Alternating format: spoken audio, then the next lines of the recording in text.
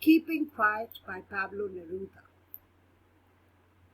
Pablo Neruda, in this poem, Keeping Quiet, has emphasized on the necessity of quiet introspection, self-introspection, respecting human beings, necessity for coexistence, and the need for protecting Mother Earth, planet Earth. He starts with a plan. He says, now we will count to 12 and we will all keep still. Counting to 12 is the reference to the clock. 12 are the months of the year. 12 is a reference to time. He wants us to fix a time and maintain silence and stillness. Now we will count to 12. When he says we, who does he refer to? He explains in the very next stanza. He says, for once on the face of the earth, let's not speak in any language. Let's stop for 1 second and not move our arms so much. For once on the face of the earth means in the entire earth. We here refers to all the people of the earth, personifying earth. He says on the face of the earth, he does not want anybody to speak in any language. He wants us to break the barriers of language and to maintain silence, because silence has no variety. Silence is an unifier, so let us not speak in any language. Let us stop for 1 second for rehearsal. He wants us to stop for only 1 second and not move our arms so much, because when we move our arms, sometimes we do harmful actions, negative activities.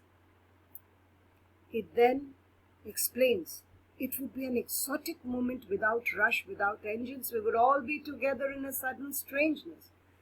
This plan, if feasible, would create an exotic moment, extremely beautiful moment, because everybody would be without rush, totally relaxed, without any tension, without engines starting up, with no pollution caused by engines, by factories, by any kind of source.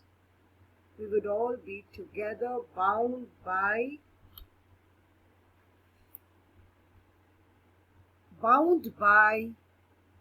silence. Silence would be the binding factor. It would be a sudden strangeness, no doubt. It would be unusual, but it would be an exotic moment, extremely beautiful moment. Fishermen in the cold sea would not harm whales, and man gathering salt would look at his hurt hands.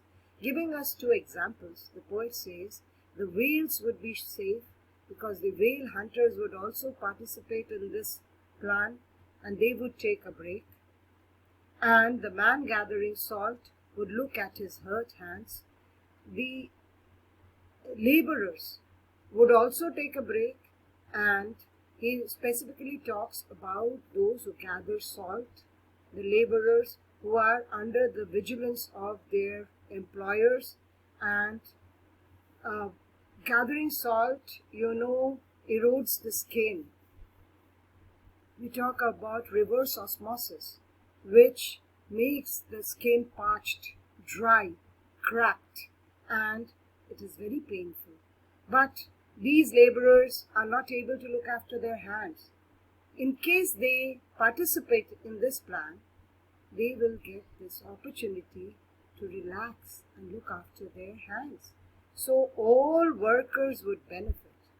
And when the poet talks about the whales being safe, he all talks about all birds and animals, the fauna being safe.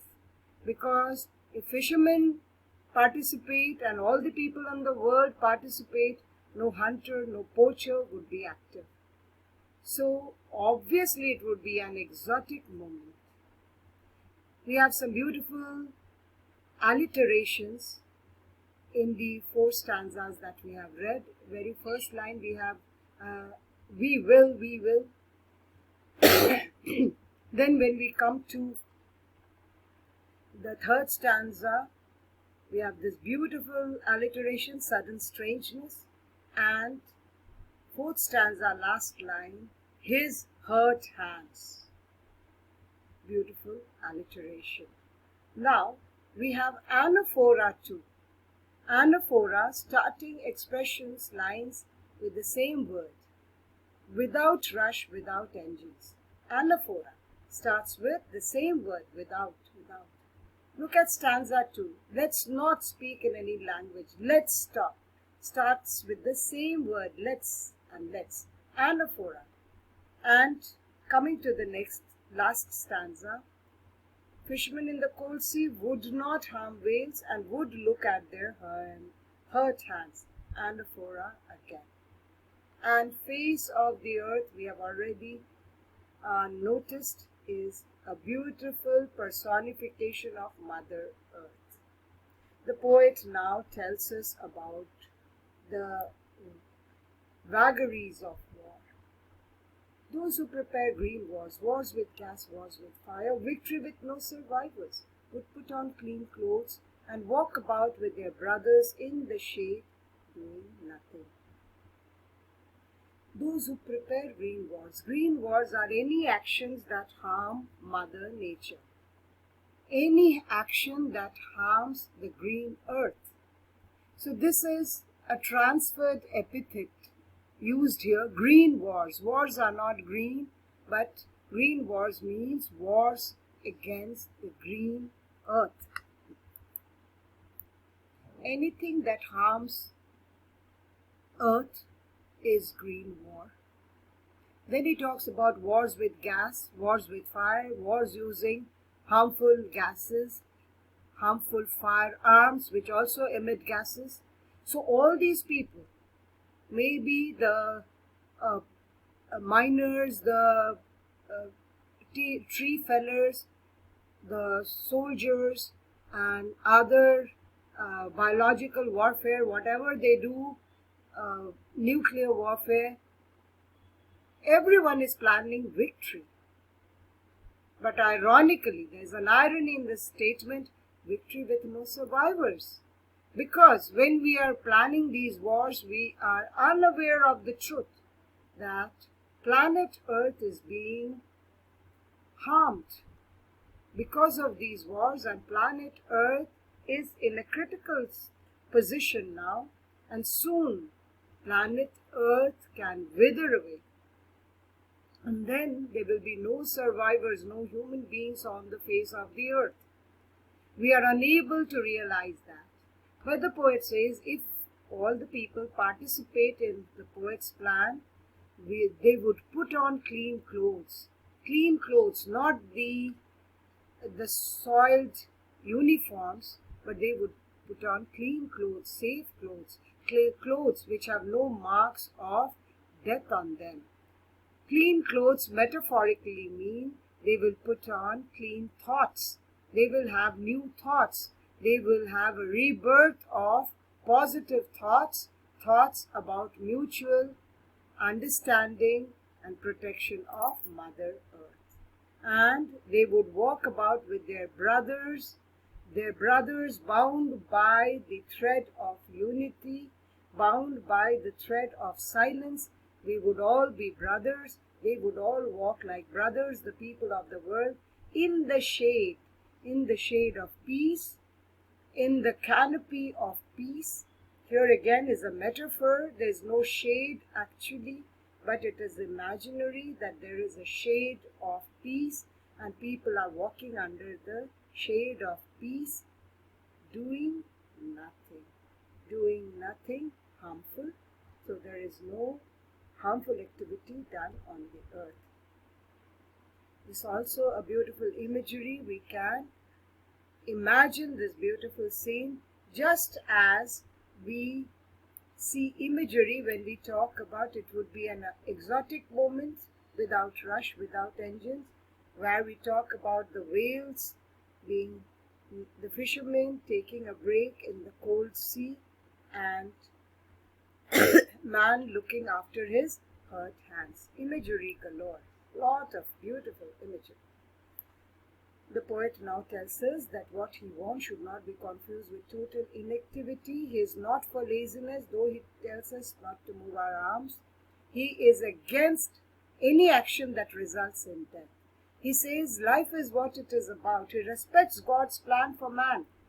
God created the earth for a beautiful place, and he created Adam to enjoy the earth, and he created Eve to give him company, and he wanted them to enjoy the earth. So God's plan for man is to live and let live. And the poet respects that. And he says, I want no truck with death. I want no dealings that can end in death. That can bring in truckloads of dead bodies. And he says, if we were not so single-minded about keeping our own lives moving, our own lives progressing, we are only single-mindedly, we are selfishly focused on our own material progress.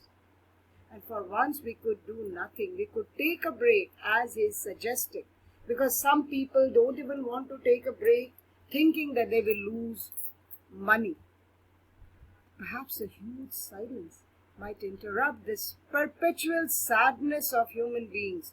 We are always sad, because when we have satisfied one want, we want something else. That is human nature. So this silence, this meditation, this self-realization would tell us that of never understanding ourselves, we would start understanding what would really make us happy. And the poet talks about two reasons of sadness of human beings. One, never indulging in self-analysis and never understanding what we really want. And the second is the feeling of guilt, of threatening ourselves with death.